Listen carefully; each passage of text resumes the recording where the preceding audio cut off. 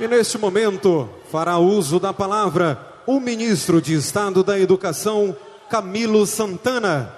Boa tarde, gente. A minha primeira palavra, eu queria pedir aqui uma salva de palmas a todos os professores e professoras e estudantes aqui presentes dos institutos federais, saudando aquele que foi e é o maior presidente da história desse país, Luiz Inácio Lula da Silva. O presidente da educação. Cumprimentar meu querido companheiro, governador do estado do Pará, Helder Barbalho, em seu nome, Helder. Agradecer e parabenizar todo o seu trabalho. Queria cumprimentar o prefeito Igor Normando, prefeito da capital, que tem o desafio de melhorar a vida do povo. Queria cumprimentar todas as mulheres aqui presentes, em nome da nossa ministra Marina Silva, aqui presente. Cumprimentar os ministros da Casa Civil, Rui Costa, mas queria cumprimentar dois ministros aqui do estado do Pará.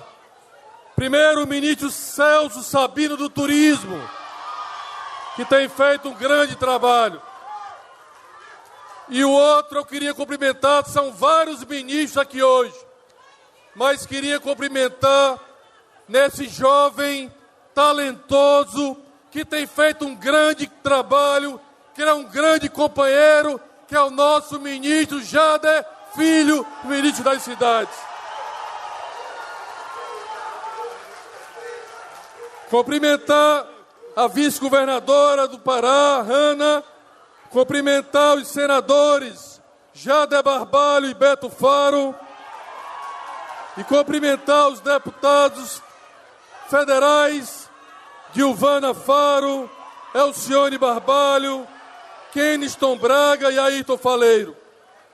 E aqui eu queria apresentar, ela já esteve aqui várias vezes, uma mulher que é a presidenta do FNDE, que cuida das creches, das escolas de todo o Brasil, Fernanda Pacobaíba, aqui presente. Cumprimentar o magnífico reitor da Universidade Federal do Pará, Gilmar Pereira, e cumprimentar a nossa magnífica reitora do Instituto Federal do Pará, Ana Paula, aqui presente. Presidente, nós distribuímos para vocês os anúncios que o presidente está fazendo hoje aqui, em parceria com o governador Helder, na educação. Nós estamos aqui hoje, quando o presidente Lula assumiu o governo, milhares de obras estavam paradas nesse país. Creches, escolas, unidades básicas de saúde. Esse Minha Casa Minha Vida aqui, que também estava parado antes do governo do presidente Lula. Pois bem, o presidente determinou, mandou a lei para o Congresso Nacional para dizer, corrigir os valores daquelas obras que estavam paradas a valores atuais. Creches, escolas que estavam há 5, 6, 7, 10 anos paradas. E hoje nós estamos aqui assinando a retomada de 80 obras da educação na rede estadual do estado do Pará, com o governador Helder. São creches, são escolas, e nós vamos devolver essa oportunidade para crianças e jovens do estado do Pará. Aqui hoje, nós estamos dando a ordem de serviço de 3 campi de institutos federais aqui do estado do Pará. Um em Viseu, um em Redenção e um em Tailândia. Nós vamos dar ordem de serviço para começar a obra aqui hoje. E vamos inaugurar um bloco pedagógico do Instituto Federal do Pará aqui no campus de Belém. Vocês terem uma ideia, são investimentos de mais de 220 milhões de reais que nós estamos anunciando aqui hoje. Fora, presidente, fora, governador Helder, todos os investimentos que nós estamos fazendo em novas creches, novos ônibus escolares, novas escolas, novos investimentos das universidades, um novo campus da Universidade Federal do Pará. Portanto, meu caro presidente, são mais de 1 bilhão e 100 milhões de reais que o governo do presidente Lula está investindo aqui no estado do Pará. Fora isso, só do novo PAC. Fora, presidente, os investimentos da escola de tempo integral, os investimentos no programa de alfabetização de crianças. Quem é pai, quem é mãe aqui, sabe que o maior sonho de cada pai e cada mãe é que o seu filho estude numa boa escola, que o seu filho termine o ensino médio, que o seu filho entre na universidade. E o presidente Lula foi o maior presidente da história desse país que mais fez universidade, que mais fez Instituto Federal. E além disso, presidente, nós temos aqui uma grande parceria com o governador Helder, que, aliás, Helder, eu quero lhe cumprimentar pelos resultados alcançados da educação do estado do Pará no último IDEB. Para encerrar, só um presidente com a sensibilidade que o presidente Lula tem. Eu vou dar um número para vocês. O Brasil, olhem bem, pais e mães aqui, o Brasil perde quase 480 mil jovens, saem por ano da escola, no ensino médio das escolas públicas do Brasil. Quase 500 mil de jovens abandonam a escola. O presidente Lula criou um programa chamado Pé de Meia, para dizer que nós não queremos nenhum jovem fora da escola no estado do Pará e no Brasil. Vocês sabem quantos jovens são beneficiados aqui no estado do Pará? 278 mil jovens que recebem todo mês R$200. E agora, no dia 26, o presidente Lula, a Caixa Econômica, vai depositar uma poupança de R$1.000 para cada jovem do ensino médio do Pé de Meia do Pará. Tudo isso porque a maior evasão desses jovens abandona a escola para ajudar o pai, para ajudar a mãe no orçamento de casa. Portanto, presidente, quero lhe agradecer, parabenizar o governador Helder, mas aqui eu queria dizer que hoje está sendo iniciada 3 novos institutos federais no estado do Pará e 80 novas obras do governo do estado. Viva a educação e viva o Pará! Muito obrigado! E nesse momento convidamos para fazer uso da palavra o ministro de Estado das Cidades, Jader Filho. Boa tarde, Otero!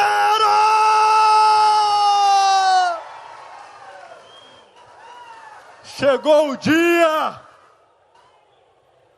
a emoção do coração é muito grande e eu acho, presidente, que não tinha outra maneira de acontecer essa entrega se não fosse com essa chuva, que é a chuva de Belém, que é a chuva da gente, pessoal! Quero começar saudando o melhor e maior presidente da história desse país, Luiz Inácio Lula da Silva!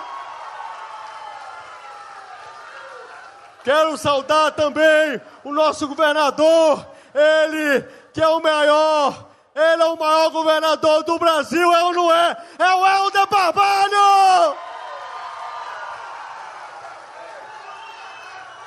Quero saudar aqui os meus colegas ministros, em nome do querido amigo Celso Sabino. Uma salva de palmas para o Celso. Levanta aí, Celso.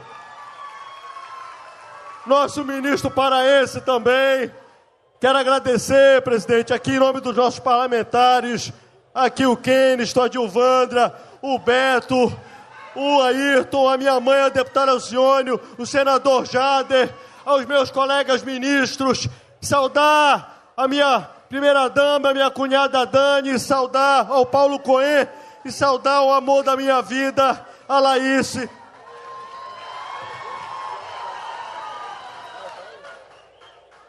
Quero também saudar o Hamilton, saudar o Lucas, que me ajudaram a realizar essa festa, aos nossos vereadores e vereadoras, aos nossos prefeitos, obrigado pelo carinho de vocês, obrigado pelo apoio e pela motivação.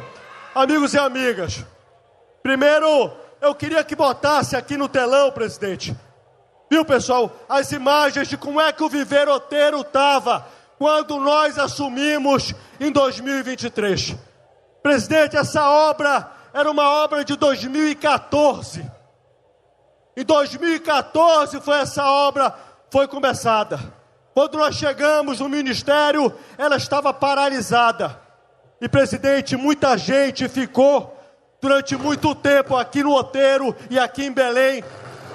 Mais de 1.000 famílias ficaram sem ter o direito à sua casa durante 10 anos. Foi necessário o presidente Lula, foi necessário o ministro paraense voltar junto com ele, para que o Minha Casa Minha Vida voltasse e o sonho da casa própria de vocês pudesse ser realizado. E aqui, presidente, é o Minha Casa Minha Vida, tem quadra, os apartamentos têm mais de 43 metros quadrados, foi investido aqui desde que nós chegamos no ministério mais de 33 milhões de reais, para que a gente pudesse hoje estar realizando esse sonho. Presidente, eu não vou negar para o senhor, minhas amigas, meus amigos, meu coração está explodindo,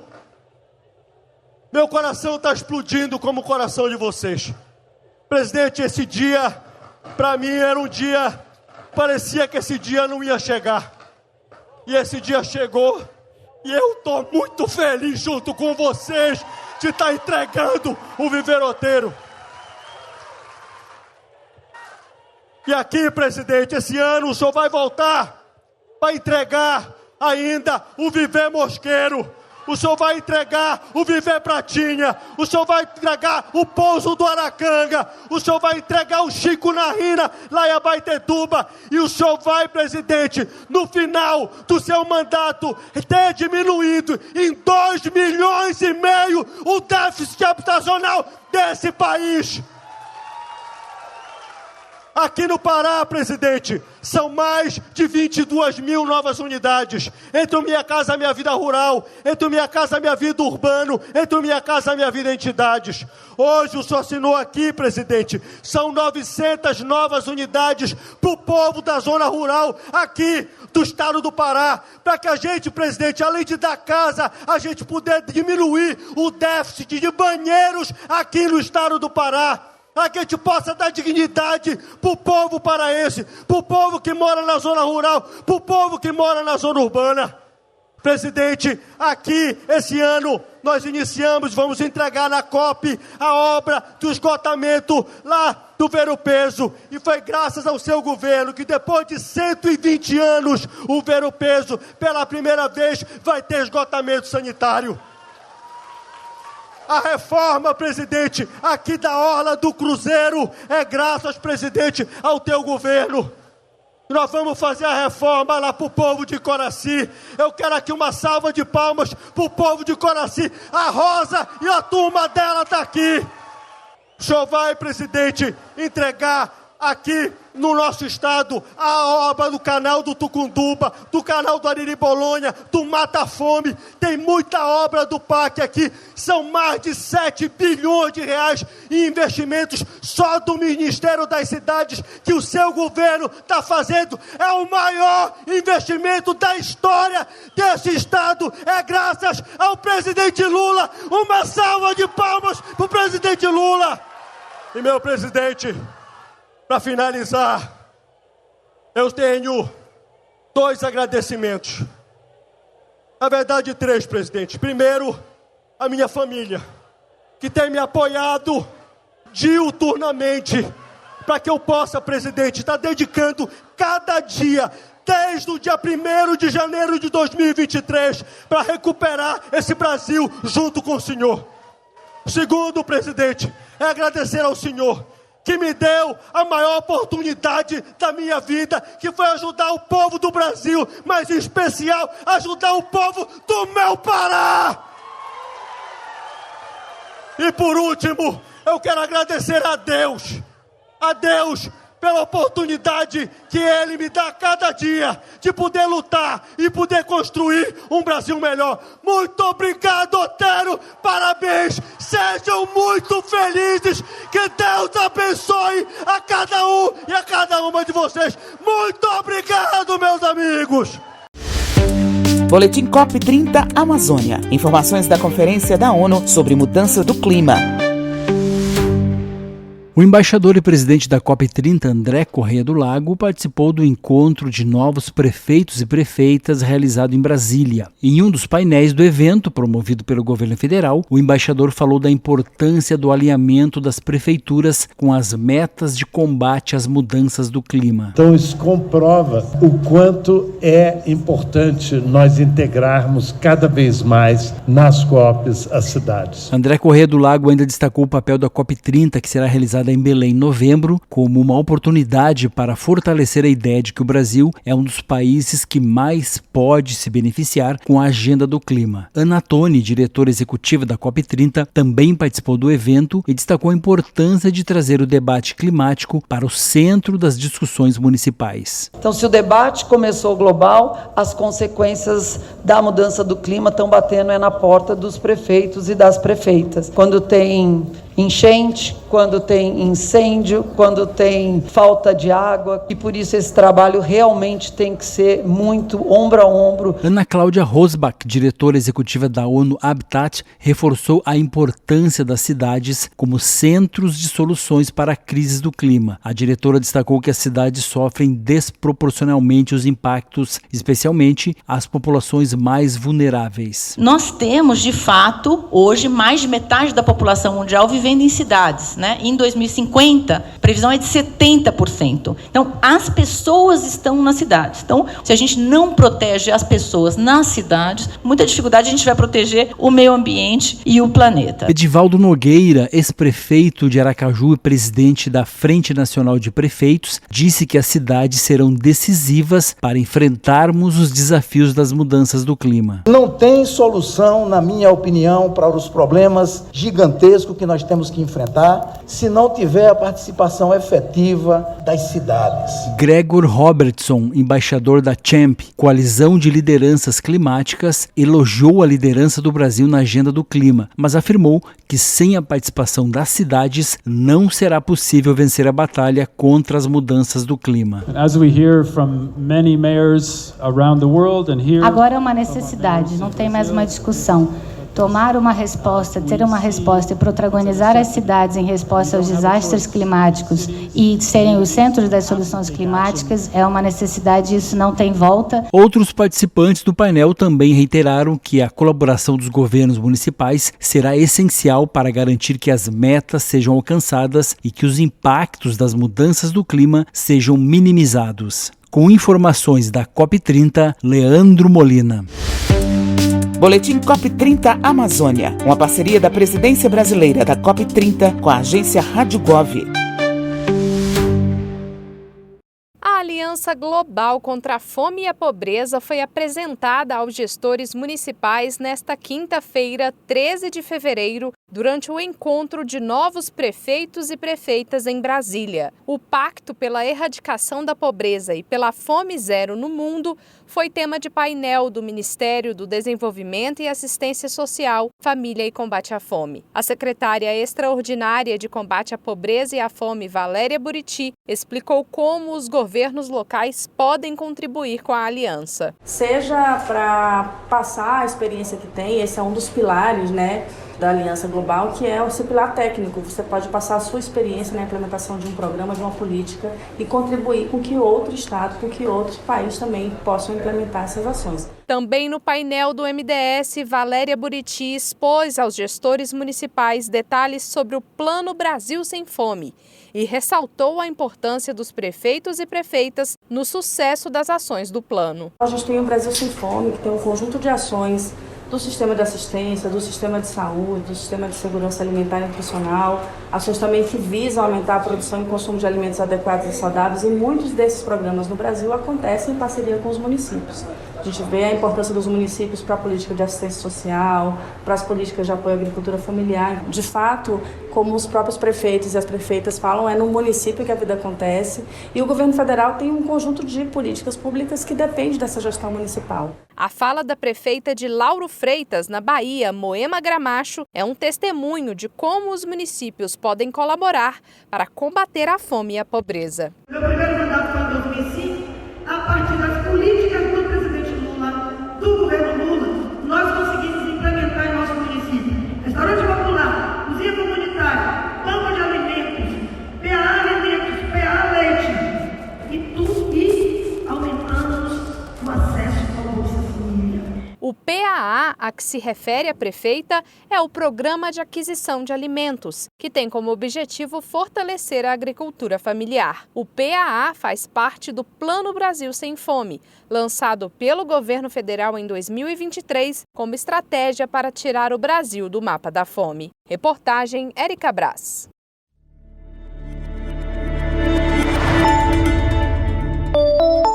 Olá, eu sou Léo Gomes e você está ouvindo o Boletim MEC. O MEC anunciou novos investimentos na educação em estados do Norte, por meio do Programa de Aceleração do Crescimento, o novo PAC. Os recursos serão alocados na educação básica, na educação profissional e tecnológica e na educação superior, com o objetivo de ampliar e consolidar a educação no estado. No primeiro evento, realizado em Macapá, foi divulgado o aporte de R$ 147 milhões para a construção de 8 creches, de 3 escolas de tempo integral e do campus Tartarugalzinho do Instituto Federal do Amapá, além de melhorias na Universidade Federal do Estado. O ministro da Educação, Camilo Santana, destrinchou como serão feitos esses investimentos. 25 milhões do novo campus do Instituto Federal, quase 48 milhões de investimentos para consolidar aqueles institutos e a Universidade Federal já existente aqui no Amapá, construção de restaurante para alunos, novos blocos, consolidar laboratórios aqui no estado do Amapá. Como também 73 milhões para a construção de novas escolas de tempo integral, creches e transporte escolar aqui para o estado do Amapá.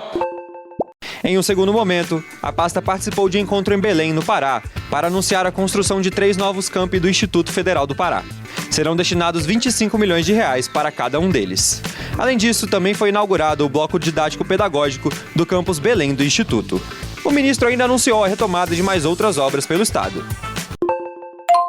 E hoje, nós estamos aqui assinando a retomada de 80 obras da educação na rede estadual do estado do Pará. São creches, são escolas, e nós vamos devolver essa oportunidade para crianças e jovens do estado do Pará.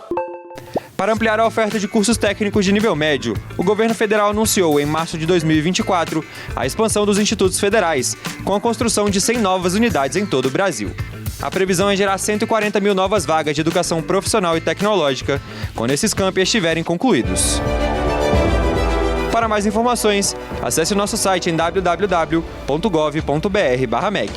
Ministério da Educação, Brasil, União e Reconstrução, Governo Federal.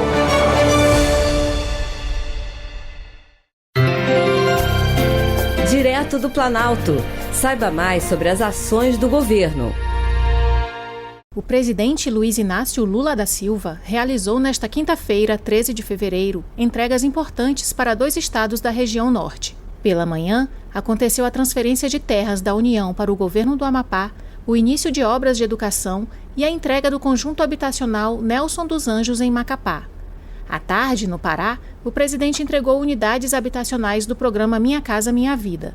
A cerimônia de cessão de terras no Amapá visa atender às demandas locais. Ao descentralizar a gestão de terras públicas federais, o Amapá poderá fortalecer a agricultura familiar e a construção de infraestrutura ou o desenvolvimento de projetos específicos. Durante o evento, o presidente Lula reforçou a necessidade de uma política econômica que priorize a distribuição de renda para estimular o consumo e o desenvolvimento. Dinheiro na mão do povo significa crescimento econômico, significa distribuição de riqueza, porque o povo, quando tem R$1.000, ele não vai depositar no banco não, ele vai comprar comida, ele vai comprar roupa, ele vai cuidar da escola do filho, ele vai comprar material escolar, ele vai comprar um sapato para sua filha, vai comprar um chinelo, ele vai dar um presente, ele vai comer, e quando ele come, ele vai no comércio comprar. O comércio cresce, gera mais um emprego. O comércio vai para a indústria comprar. A indústria cresce, gera mais um emprego. Gerando um emprego é mais um salário. Mas o salário é mais comprador. E assim a economia cresce. O conjunto residencial Nelson dos Anjos conta com 282 moradias. É uma parceria com o governo do Amapá e fruto da primeira etapa do Programa de Aceleração do Crescimento, o PAC, firmado em 2007. A visita do presidente Lula à cidade também marcou o início das obras do campus Tartarugalzinho do Instituto Federal do Amapá. A instituição receberá R$25 milhões em investimentos do novo PAC e terá capacidade para 1.400 alunos. Ao fim da atividade em Macapá, o presidente Lula viajou para Belém, onde participou da cerimônia de entrega de 1.008 habitações do Minha Casa Minha Vida. O residencial Viver Outeiro integra a faixa 1 do programa e beneficia diretamente mais de 5.000 pessoas. Iniciada em 2014, as obras estavam paralisadas, como explicou o ministro das Cidades, Jader Filho, que também acompanhou a entrega. Essa obra era uma obra de 2014. Quando nós chegamos no Ministério, ela estava paralisada. E, presidente, muita gente ficou durante muito tempo aqui no Outeiro e aqui em Belém. Mais de 1.000 famílias ficaram sem ter o direito à sua casa. E aqui, presidente, é o Minha Casa Minha Vida. Tem quadra. Os apartamentos têm mais de 43 metros quadrados. Foi investido aqui desde que nós chegamos no Ministério mais de R$33 milhões para que a gente pudesse hoje estar realizando esse sonho. 31 unidades do residencial são adaptadas para pessoas com deficiência e 221 são adaptáveis, o que reforça a preocupação do programa em garantir a inclusão social. O presidente Lula também assinou o ato de contratação de 900 unidades habitacionais do Minha Casa Minha Vida, modalidade rural. Também foi assinado o termo de execução para início de novas obras na educação do Estado. São 3 novos campi do Instituto Federal do Pará. As unidades serão erguidas nas cidades de Viseu, Tailândia e Redenção. De Brasília, Gisele Brasil. Você ouviu Direto do Planalto. Minuto Ciência. Um programa que tem o objetivo de ajudar estudantes a enfrentar os desafios que as afastam da matemática e da ciência em geral desde a educação básica? Sim, esta iniciativa existe e se chama Meninas Olímpicas do Instituto de Matemática Pura e Aplicada, unidade vinculada ao Ministério da Ciência, Tecnologia e Inovação. No Brasil, apenas cerca de 30% das mulheres que realizam o Enem escolhem cursos nas áreas de tecnologia ou engenharia. O MOI é parte das ações do INPA, que visa o ensino da matemática na educação básica. A ação atende a uma demanda que tem sido observada no Brasil e no mundo, como detalha a coordenadora do Meninas Olímpicas, Letícia Rangel. É urgente enfrentar os estereótipos de gênero em ciência, tecnologia, em matemática, engenharia, para que a representatividade feminina nessas áreas seja ampliada. Nesse sentido, o programa é consonante com as iniciativas que vêm sendo conduzidas pelo CNPq. O MOI já funciona há 5 anos e, apesar de ser um programa recente, ele apresenta resultados positivos. Muitas meninas têm optado por seguir carreiras em STEM devido à influência da experiência vivida no Meninas Olímpicas do INPA. É o caso da estudante Emanuela Carneiro, de 19 anos, que cursa Ciências Matemáticas e da Terra na Universidade Federal do Rio de Janeiro. A carioca conta como o programa impactou na escolha da graduação.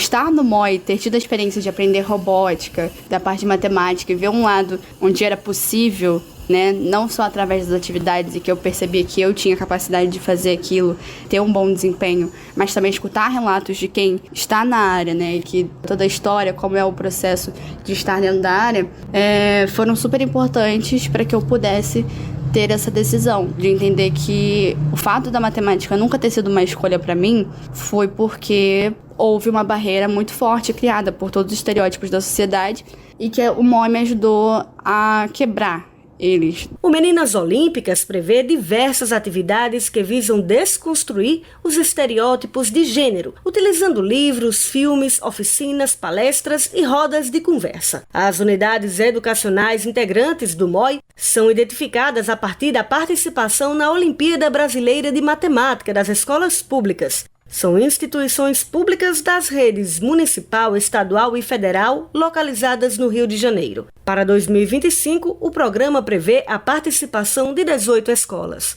Reportagem, Mariana Leite. Minuto Ciência. A penitenciária de Mossoró ficou muito em evidência, né, por conta da fuga e tudo mais. Hoje, após essas reformas que vocês empreenderam, qual a penitenciária que vocês consideram que ainda precisa ter um olhar melhor e se vocês pretendem replicar esse padrão em todas elas, qual vai ser a ordem de prioridade e tudo mais? Bom, todas as nossas penitenciárias federais têm um padrão de excelência. O que ocorreu em Mossoró, e nós constatamos isso logo depois da fuga dos 2 presos, a questão de 1 ano atrás. Amanhã nós, assinalaremos 1 ano da fuga. Por isso é que nós estamos prestando conta à sociedade das providências que tomamos. Nós entendemos que o sistema penitenciário federal é extremamente seguro, é um sistema moderno, tem instalações bastante atualizadas, estão sempre reformadas, os equipamentos estão sempre também atualizados e renovados. O problema da penitenciária de Mossoró, nós constatamos, quando chegamos lá, logo depois da fuga, é que era um prédio muito antigo. A própria concepção de engenharia e a concepção arquitetônica era uma concepção de décadas atrás, que não tinha ainda incorporado toda a tecnologia que hoje guarnecem os sistemas penitenciários mais modernos dos países avançados. Então havia, como o secretário André Garcia assinalou, falhas estruturais gravíssimas, que agora foram corrigidas. Nós constatamos em loco que havia falhas estruturais, quer dizer, falhas nos procedimentos, que de certa maneira até revelaram uma certa desídia dos funcionários, ou um certo relaxamento, mas isso foi prontamente restabelecido. Então, todas as medidas foram tomadas, quer dizer, talvez a penitenciária aqui de Brasília, até pela proximidade da capital federal, ou por estar instalada na capital federal, seja, digamos assim, a que esteja melhor equipada, já tem uma muralha que a protege, mas nós estamos agora construindo muralhas em todas as penitenciárias federais. É um investimento de vulto, mas necessária, é uma obra defensiva, como assinalou o secretário, não é um muro comum, é um muro que se aprofunda na terra, é um muro que tem uma blindagem, é um muro que tem um efeito dissuasório para evitar invasões, evitar fugas, portanto, do ponto de vista psicológico, é extremamente importante e também do ponto de vista material, tendo em vista a sua efetividade. Ministro, quantos muros em quantas penitenciárias? Estamos 5 penitenciárias. Ministro, a gente está ao vivo agora no Band News TV, eu gostaria de aproveitar e agradecer pela participação do senhor e do secretário, mas o senhor diz que as penitenciárias do Brasil são modernas e ao mesmo tempo diz que elas precisam de reformas de atualização. Acha que não é um pouco contraditório? Veja, as federais são absolutamente modernas, estão muito bem equipadas e seguras. Nós podemos garantir que não registraremos nenhuma fuga daqui para frente. Podemos garantir isto de forma bastante convicta. É que nós temos cerca de 1.400 estabelecimentos prisionais que são administrados pelos estados. E aí nós temos os mais diversos tipos de estabelecimento, desde aqueles mais sofisticados, maiores em dimensões, e até delegacias de polícia e estabelecimentos prisionais improvisados. Nós temos hoje cerca de 670 mil presos neste sistema prisional brasileiro, que foi considerado que está no estado de coisas inconstitucional pelo Supremo Tribunal Federal. Nós temos controle direto sobre as 5 penitenciárias federais. As demais penitenciárias ou estabelecimentos prisionais são de responsabilidade dos estados e do Distrito Federal. É claro que a Secretaria de Políticas Penais, ela zela para que haja aperfeiçoamentos progressivos nesses estabelecimentos prisionais dos demais entes federados. E como é que isso é feito? Isso é feito não apenas com a sugestão de procedimentos, com o auxílio de pessoal da Polícia Penal Federal quando necessário, de eventual intervenção da Força Penal, mas, sobretudo, com investimentos do Fundo Penitenciário, Fundo Nacional Penitenciário. Então, o que nós estamos procurando fazer atas de adesão para que haja equipamentos, digamos assim, uniformes nas prisões. Nós estamos procurando criar uma doutrina, não é, de procedimentos que seja também nacionalmente diversificada. É por isso que nós estamos defendendo uma PEC da segurança pública, que vai permitir que a União estabeleça diretrizes não só do ponto de vista da segurança pública estrito sensu, mas também do sistema prisional. Então, se esta PEC da segurança pública for aprovada, nós poderemos estabelecer diretrizes gerais para todo esse sistema prisional que hoje, infelizmente, em parte está dominada pelas facções criminosas. E nós agora, sobretudo, como dissemos na entrevista e também o André Garcia disse na sua fala, com o plano Pena Justa que foi homologado pelo Supremo Tribunal Federal, nós vamos retomar as prisões das facções criminosas, assim como nós, na segurança pública, estamos com um projeto de retomada de território e vamos implantar um projeto piloto em breve no estado do Nordeste brasileiro. A muralha, os cronogramas. O Mossoró começou em janeiro, e ainda tem Porto Velho, que também já começou. Sim. E os outros dois vão começar quando, exatamente? Eu vou passar a palavra agora para o doutor André Garcia. A previsão é que a gente conclua o procedimento licitatório nesse primeiro semestre e inicie a construção no segundo semestre. A partir daí são 12 a 18 meses, que é a média também de execução da obra de Mossoró. Mas, secretário, mudou o cronograma? Porque quando os presos foram recapturados em fevereiro, março do ano passado, o senhor deu entrevista para a gente falando que Porto Velho seria entregue no ano passado, no segundo semestre. E seria entregue a de Mossoró já no primeiro semestre desse ano. Só que a gente viu que ela começou a ser construída agora. Eu acho que teve um equívoco aí na informação, que na verdade leva-se em conta para a construção da muralha o procedimento de contratação da empresa que vai executar a obra, né? Esse é um processo licitatório. Já se sabia, em princípio, que pelo menos 6 meses para finalizar os processos licitatórios de cada uma das unidades. Havia um cronograma que nos permitia pensar que Mossoró poderia começar, inclusive, um pouco antes, mas não com essa antecipação a que você se refere, pelo menos em dezembro do ano passado, mas iniciamos em janeiro e Porto Velho já havia sido iniciada a obra. Porto Velho tem um problema que é uma característica local de logística, principalmente por parte do executor da obra.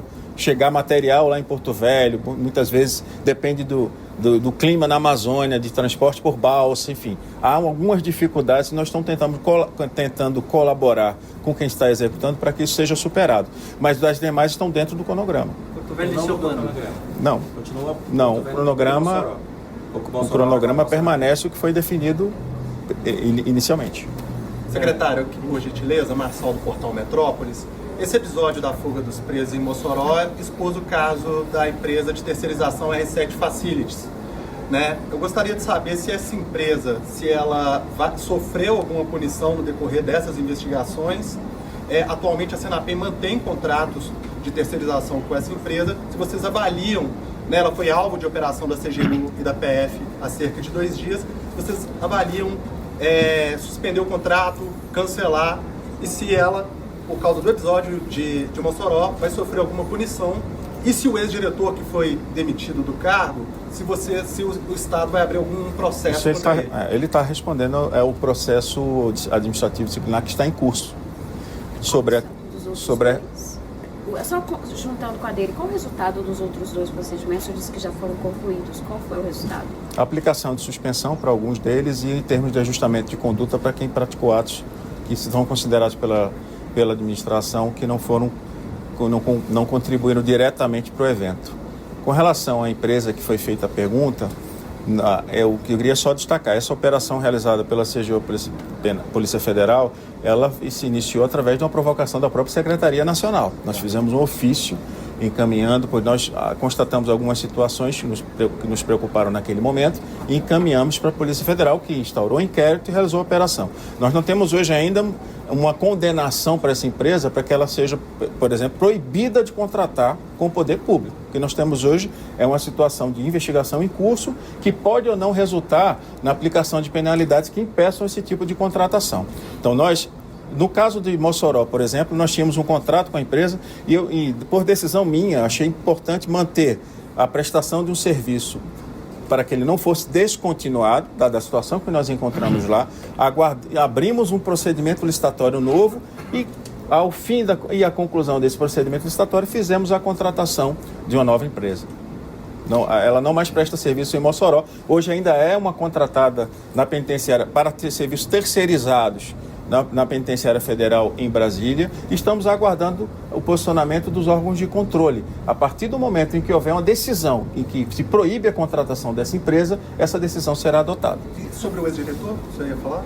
Ele está respondendo ao processo administrativo. Que não foi concluído, então. Exatamente. A última, gente. Ministro, uma forma de fortalecer a segurança é a contratação de novos servidores. Sim. Há previsão de nomeação ou chamamento aprovados no último concurso da DEPEN? E qual é a tramitação atual do PEC da Segurança Pública?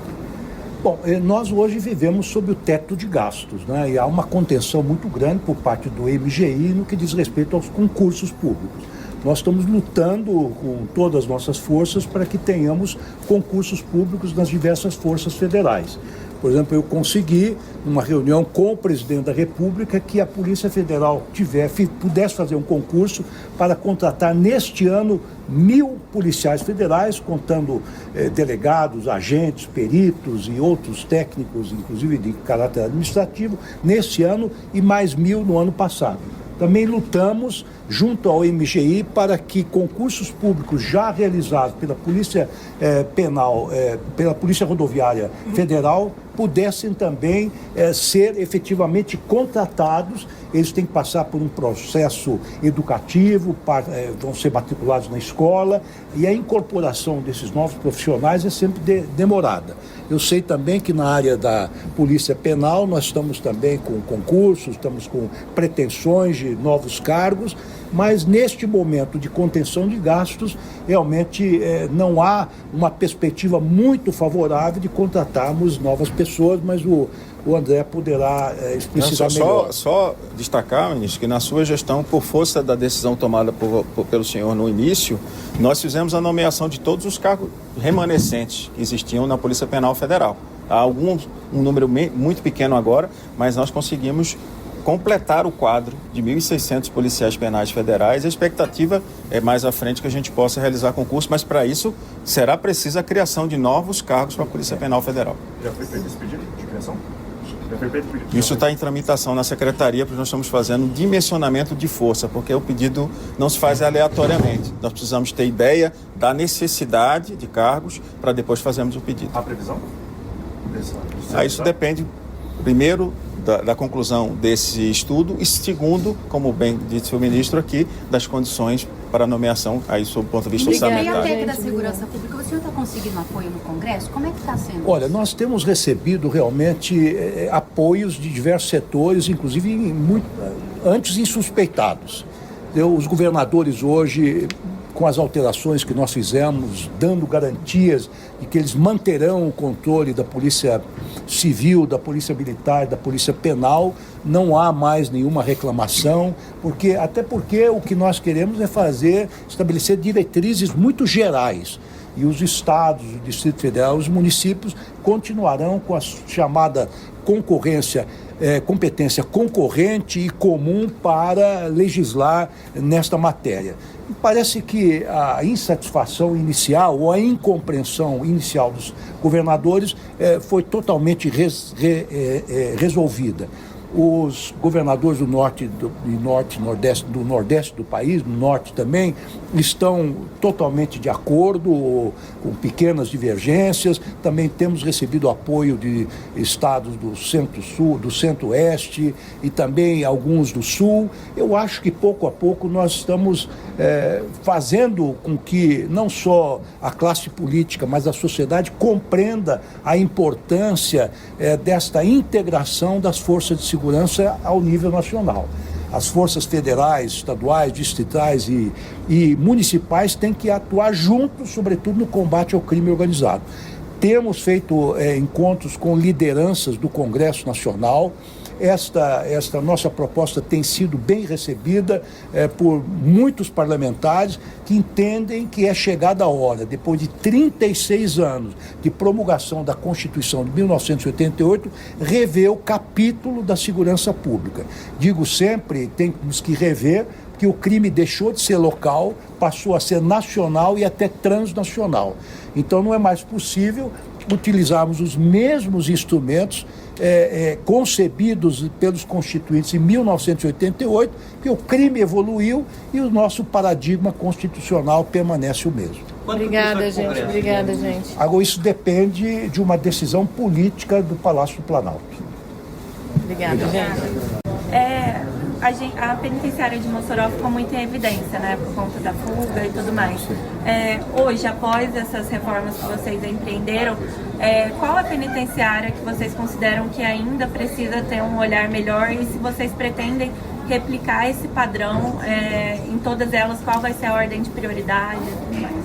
Bom, todas as nossas penitenciárias federais têm um padrão de excelência. O que ocorreu em Mossoró, e nós constatamos isso logo depois da fuga dos 2 presos, a questão de 1 ano atrás. Amanhã nós, assinalaremos 1 ano da fuga. Por isso é que nós estamos prestando conta à sociedade das providências que tomamos. Nós entendemos que o sistema penitenciário federal é extremamente seguro, é um sistema moderno, tem instalações bastante atualizadas, estão sempre reformadas, os equipamentos estão sempre também atualizados e renovados. O problema da penitenciária de Mossoró, nós constatamos, quando chegamos lá, logo depois da fuga, é que era um prédio muito antigo. A própria concepção de engenharia e a concepção arquitetônica era uma concepção de décadas atrás, que não tinha ainda incorporado toda a tecnologia que hoje guarnecem os sistemas penitenciários mais modernos dos países avançados. Então havia, como o secretário André Garcia assinalou, falhas estruturais gravíssimas, que agora foram corrigidas. Nós constatamos em loco que havia falhas estruturais, quer dizer, falhas nos procedimentos, que de certa maneira até revelaram uma certa desídia dos funcionários, ou um certo relaxamento, mas isso foi prontamente restabelecido. Então, todas as medidas foram tomadas, quer dizer, talvez a penitenciária aqui de Brasília, até pela proximidade da capital federal, ou por estar instalada na capital federal, seja, digamos assim, a que esteja melhor equipada, já tem uma muralha que a protege, mas nós estamos agora construindo muralhas em todas as penitenciárias federais. É um investimento de vulto, mas necessária, é uma obra defensiva, como assinalou o secretário, não é um muro comum, é um muro que se aprofunda na terra, é um muro que tem uma blindagem, é um muro que tem um efeito dissuasório para evitar invasões, evitar fugas, portanto, do ponto de vista psicológico, é extremamente importante e também do ponto de vista material, tendo em vista a sua efetividade. Ministro, quantos muros em quantas penitenciárias? Estamos 5 penitenciárias. Ministro, a gente está ao vivo agora no Band News TV. Eu gostaria de aproveitar e agradecer pela participação do senhor e do secretário. Mas o senhor diz que as penitenciárias do Brasil são modernas e, ao mesmo tempo, diz que elas precisam de reformas de atualização. Acha que não é um pouco contraditório? Veja, as federais são absolutamente modernas, estão muito bem equipadas e seguras. Nós podemos garantir que não registraremos nenhuma fuga daqui para frente. Podemos garantir isto de forma bastante convicta. É que nós temos cerca de 1.400 estabelecimentos prisionais que são administrados pelos estados. E aí nós temos os mais diversos tipos de estabelecimento, desde aqueles mais sofisticados, maiores em dimensões, e até delegacias de polícia e estabelecimentos prisionais improvisados. Nós temos hoje cerca de 670 mil presos neste sistema prisional brasileiro, que foi considerado, que está no estado de coisas inconstitucional pelo Supremo Tribunal Federal. Nós temos controle direto sobre as 5 penitenciárias federais. As demais penitenciárias ou estabelecimentos prisionais são de responsabilidade dos estados e do Distrito Federal. É claro que a Secretaria de Políticas Penais, ela zela para que haja aperfeiçoamentos progressivos nesses estabelecimentos prisionais dos demais entes federados. E como é que isso é feito? Isso é feito não apenas com a sugestão de procedimentos, com o auxílio de pessoal da Polícia Penal Federal, quando necessário, de eventual intervenção da Força Penal, mas, sobretudo, com investimentos do Fundo Penitenciário, Fundo Nacional Penitenciário. Então, o que nós estamos procurando fazer atas de adesão para que haja equipamentos, digamos assim, uniformes nas prisões. Nós estamos procurando criar uma doutrina, não é, de procedimentos que seja também nacionalmente diversificada. É por isso que nós estamos defendendo uma PEC da segurança pública, que vai permitir que a União estabeleça diretrizes não só do ponto de vista da segurança pública estrito sensu, mas também do sistema prisional. Então, se esta PEC da segurança pública for aprovada, nós poderemos estabelecer diretrizes gerais para todo esse sistema prisional que hoje, infelizmente, em parte está dominada pelas facções criminosas. E nós agora, sobretudo, como dissemos na entrevista e também o André Garcia disse na sua fala, com o plano Pena Justa que foi homologado pelo Supremo Tribunal Federal, nós vamos retomar as prisões das facções criminosas, assim como nós, na segurança pública, estamos com um projeto de retomada de território e vamos implantar um projeto piloto em breve no estado do Nordeste brasileiro. Os cronogramas. Mossoró começou em janeiro, e ainda tem Porto Velho, que também já começou. Sim. E os outros dois vão começar quando? Exatamente? Eu vou passar a palavra agora para o doutor André Garcia. A previsão é que a gente conclua o procedimento licitatório nesse primeiro semestre e inicie a construção no segundo semestre. A partir daí são 12 a 18 meses, que é a média também de execução da obra de Mossoró. Mas, secretário, mudou o cronograma? Porque quando os presos foram recapturados em fevereiro, março do ano passado, o senhor deu entrevista para a gente falando que Porto Velho seria entregue no ano passado, no segundo semestre. E seria entregue a de Mossoró já no primeiro semestre desse ano. Só que a gente viu que ela começou a ser construída agora. Eu acho que teve um equívoco aí na informação, que na verdade leva-se em conta para a construção da muralha o procedimento de contratação da empresa que vai executar a obra, né? Esse é um processo licitatório. Já se sabia, em princípio, que pelo menos 6 meses para finalizar os processos licitatórios de cada uma das unidades. Havia um cronograma que nos permitia pensar que Mossoró poderia começar, inclusive, um pouco antes, mas não com essa antecipação a que você se refere, pelo menos em dezembro do ano passado, mas iniciamos em janeiro e Porto Velho já havia sido iniciada a obra. Porto Velho tem um problema que é uma característica local de logística, principalmente por parte do executor da obra. chegar material lá em Porto Velho, muitas vezes depende do clima na Amazônia, de transporte por balsa, enfim. Há algumas dificuldades e nós estamos tentando colaborar com quem está executando para que isso seja superado. Mas as demais estão dentro do cronograma. Porto Velho iniciou quando? Não. Continua Não, o cronograma permanece o que foi definido inicialmente. Secretário, por gentileza, Marçal do Portal Metrópolis. Esse episódio da fuga dos presos em Mossoró expôs o caso da empresa de terceirização R7 Facilities, né? Eu gostaria de saber se essa empresa, se ela sofreu alguma punição no decorrer dessas investigações.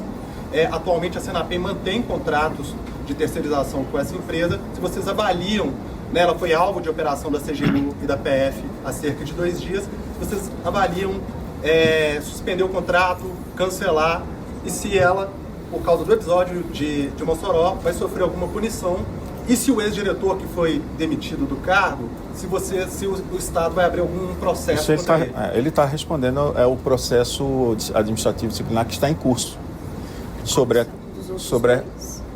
Só juntando com a dele, qual o resultado dos outros 2 procedimentos? Você disse que já foram concluídos. Qual foi o resultado? Aplicação de suspensão para alguns deles e em termos de ajustamento de conduta para quem praticou atos que são considerados pela administração que não contribuíram diretamente para o evento.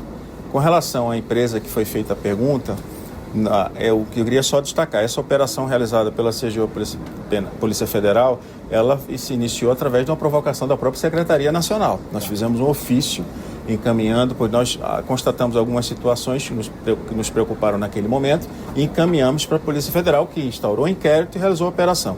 Nós não temos hoje ainda uma condenação para essa empresa para que ela seja, por exemplo, proibida de contratar com o poder público. O que nós temos hoje é uma situação de investigação em curso que pode ou não resultar na aplicação de penalidades que impeçam esse tipo de contratação.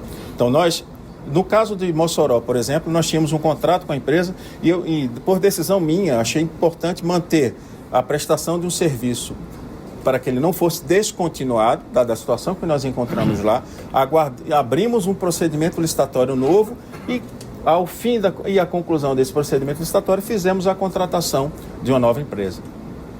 Ela não mais presta serviço em Mossoró. Hoje ainda é uma contratada na penitenciária para ter serviços terceirizados na Penitenciária Federal em Brasília. Estamos aguardando o posicionamento dos órgãos de controle. A partir do momento em que houver uma decisão em que se proíbe a contratação dessa empresa, essa decisão será adotada. E sobre o ex-diretor, você ia falar? Ele está respondendo ao processo administrativo. Algo que não foi concluído, então. Exatamente. A última, gente. Ministro, uma forma de fortalecer a segurança é a contratação de novos servidores. Sim. Há previsão de nomeação, chamamento aprovados no último concurso da DEPEN? E qual é a tramitação atual do PEC da Segurança Pública? Bom, nós hoje vivemos sob o teto de gastos, né? E há uma contenção muito grande por parte do MGI no que diz respeito aos concursos públicos. Nós estamos lutando com todas as nossas forças para que tenhamos concursos públicos nas diversas forças federais.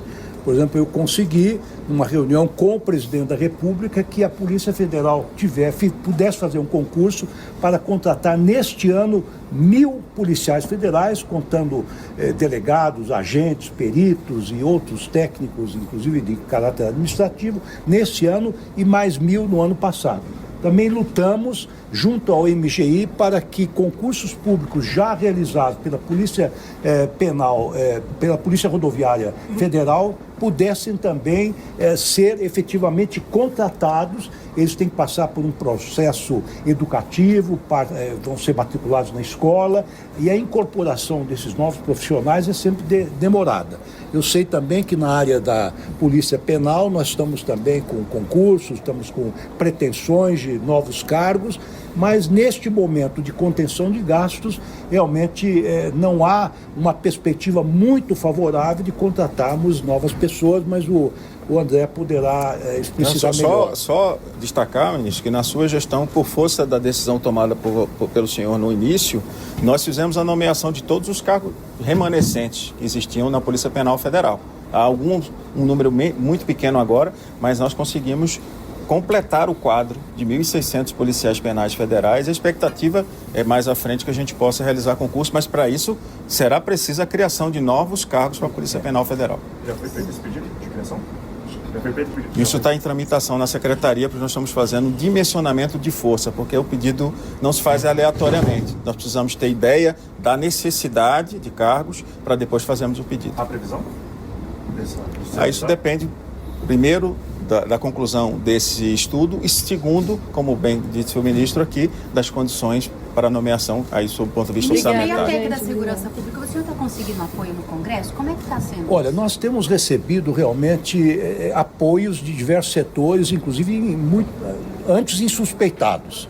Os governadores hoje, com as alterações que nós fizemos, dando garantias de que eles manterão o controle da Polícia Civil, da Polícia Militar, da Polícia Penal, não há mais nenhuma reclamação, até porque o que nós queremos é estabelecer diretrizes muito gerais. E os estados, o Distrito Federal, os municípios continuarão com a chamada competência concorrente e comum para legislar nesta matéria. Parece que a insatisfação inicial ou a incompreensão inicial dos governadores foi totalmente resolvida. Os governadores do Nordeste do país, no Norte também, estão totalmente de acordo, com pequenas divergências. Também temos recebido apoio de estados do Centro-Sul, do Centro-Oeste e também alguns do Sul. Eu acho que pouco a pouco nós estamos fazendo com que não só a classe política, mas a sociedade compreenda a importância desta integração das forças de segurança ao nível nacional. As forças federais, estaduais, distritais e municipais têm que atuar juntos, sobretudo no combate ao crime organizado. Temos feito encontros com lideranças do Congresso Nacional. Esta nossa proposta tem sido bem recebida por muitos parlamentares que entendem que é chegada a hora, depois de 36 anos de promulgação da Constituição de 1988, rever o capítulo da segurança pública. Digo sempre, temos que rever, que o crime deixou de ser local, passou a ser nacional e até transnacional. Então não é mais possível utilizarmos os mesmos instrumentos concebidos pelos constituintes em 1988, que o crime evoluiu e o nosso paradigma constitucional permanece o mesmo. Obrigada, gente. Agora, isso depende de uma decisão política do Palácio do Planalto. Obrigada, gente.